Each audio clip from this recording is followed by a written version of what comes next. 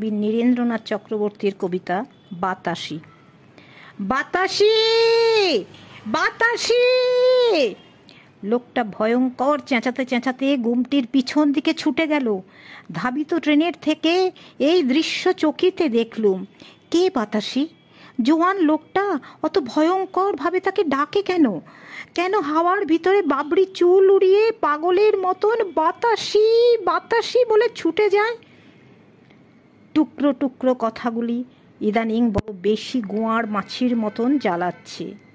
কে যেন কাকে বাসের ভিতরে বলেছিল, ভাবতে হবে না, এবার দুদ্দার করে হেমাঙ্গ ভীষণভাবে উঠে যাবে, দেখে নিস। কে হেমাঙ্গ? কে জানে এখন সত্যি দুদ্দার করে সে কোথাও উঠে যাচ্ছে কি না। কিংবা সেই ছেলেটা যে ট্রাম স্টপে দাঁড়িয়ে পাশের মেয়েটিকে অদ্ভুত কঠিন স্বরে বলেছিল, চুপ করো, না হলে আমি সেই রকম শাস্তি দেব আবার।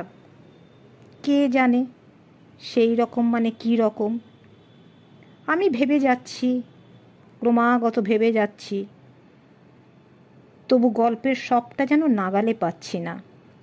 গল্পের সবটা আমি নাগালে পাবো না, শুধু শুনে যাব। শুধু এখানে ওখানে জনারণ্যে, বাসের ভিতরে, হাটে মাঠে অথবা ফুটপাতে কিংবা ট্রেনের জানলায় টুকরো টুকরো কথা শুনবো, শুধু শুনে যাব।